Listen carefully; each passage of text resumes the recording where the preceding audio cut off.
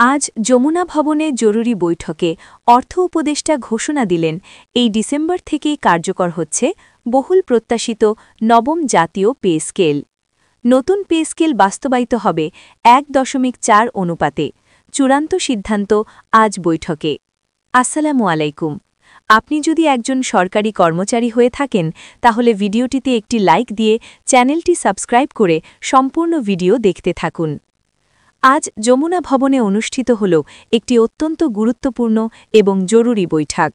সরকারের অর্থনীতি পরিচালনার দায়িত্বে থাকা অর্থ উপদেষ্টা হঠাৎ ডেকে পাঠান সংশ্লিষ্ট সব বিভাগকে।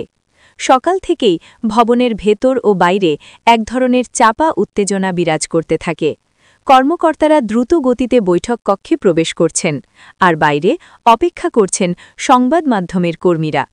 সবার চোখ তখন অর্থ উপদেষ্টার দিকে, কারণ দীর্ঘদিন ধরে চলমান আলোচনা, আন্দোলন, দাবি দাওয়া এবং নানা দিকের চাপের মধ্যে আজই নির্ধারিত হতে পারে বহুল প্রত্যাশিত নবম জাতীয় পে স্কেলের ভাগ্য। অবশেষে দুপুর নাগাদ বৈঠক শুরু হয়। বৈঠকের প্রথমেই অর্থ উপদেষ্টা বর্তমান অর্থনৈতিক অবস্থা, কর্মজীবীদের দীর্ঘদিনের অপেক্ষা এবং বাজেট সংশোধনের মতো গুরুত্বপূর্ণ বিষয়গুলো সামনে তুলে ধরেন। তিনি উল্লেখ করেন, দেশের উন্নয়ন যাত্রাকে আরও স্থিতিশীল করতে হলে সরকারি কর্মচারীদের বেতন কাঠামোকে যুগোপযোগী করা জরুরি হয়ে উঠেছে। সেই পথ ধরেই আজ নেওয়া হলো একটি বড় সিদ্ধান্ত। দীর্ঘ ৩ ঘণ্টার আলোচনা শেষে অর্থ উপদেষ্টা আনুষ্ঠানিকভাবে জানান, এই ডিসেম্বর মাস থেকেই কার্যক্রমে আসছে নবম জাতীয় পে স্কেল। তিনি বলেন, বহুদিন ধরে সরকারি কর্মচারীরা যে প্রত্যাশা নিয়ে অপেক্ষা করেছেন, আজ সেই অপেক্ষার অবসান। নবম পে স্কেল বাস্তবায়নের সিদ্ধান্ত চূড়ান্ত করা হল।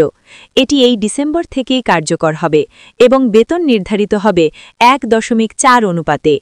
ঘোষণা শোনামাত্রই বৈঠক কক্ষের ভেতর স্বস্তি ও প্রশান্তির পরিবেশ সৃষ্টি হয়।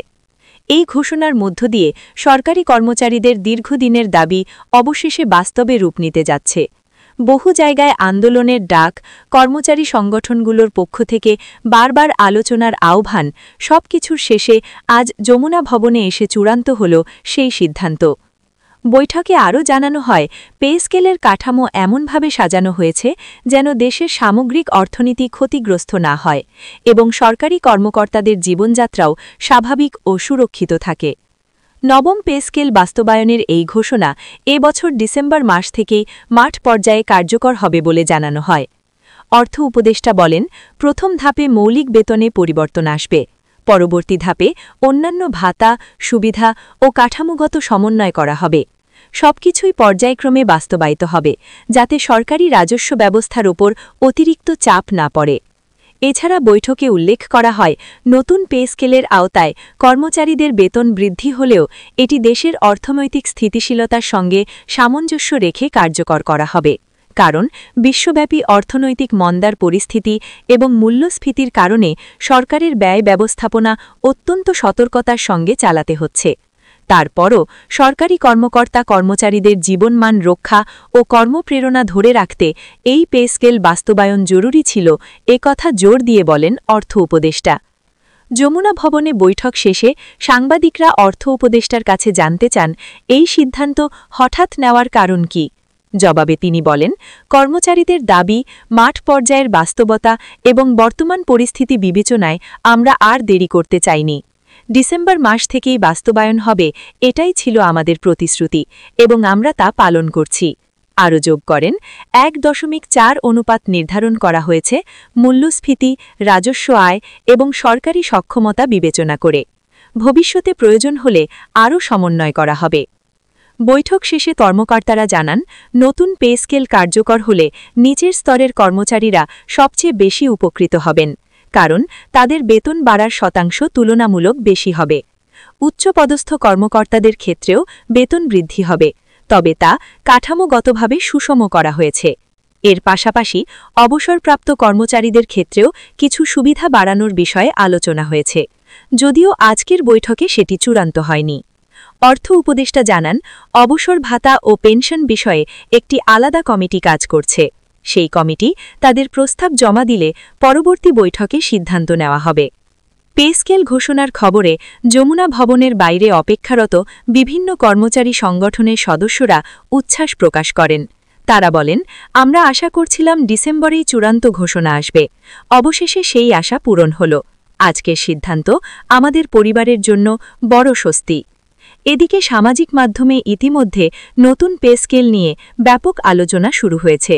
কেউ বলছেন এই বৃদ্ধি যথাযথ, কেউ আবার বেতন কাঠামো আরও আধুনিক করার দাবি তুলছেন।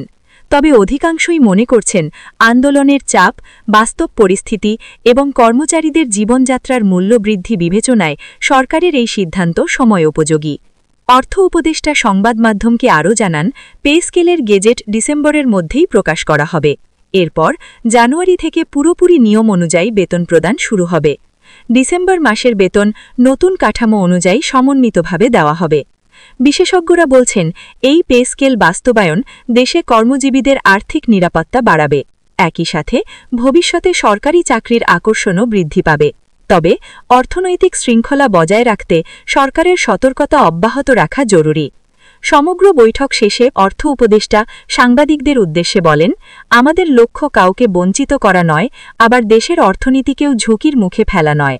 তাই ধাপে ধাপে বাস্তবতার ভিত্তিতে আমরা এগোচ্ছি। ডিসেম্বর থেকেই আপনারা পরিবর্তন দেখতে পাবেন। আজকের এই সিদ্ধান্ত শুধু একটি বেতন কাঠামো ঘোষণাই নয়, বরং দীর্ঘদিনের অপেক্ষার অবসান, কর্মচারীদের প্রাপ্য স্বীকৃতি এবং দেশের প্রশাসনিক ব্যবস্থায় নতুন অধ্যায়ের সূচনা। ডিসেম্বর থেকে শুরু হবে বাস্তবায়ন, আর জানুয়ারিতে তা হবে পূর্ণাঙ্গ। যমুনা ভবনের জরুরি বৈঠক শেষ হয়েছে, কিন্তু আজকের সিদ্ধান্তের প্রভাব আগামী বহু বছর ধরে সরকারি কর্মচারীদের জীবনে প্রতিফলিত হবে একথা নিশ্চিতভাবেই বলা যায়।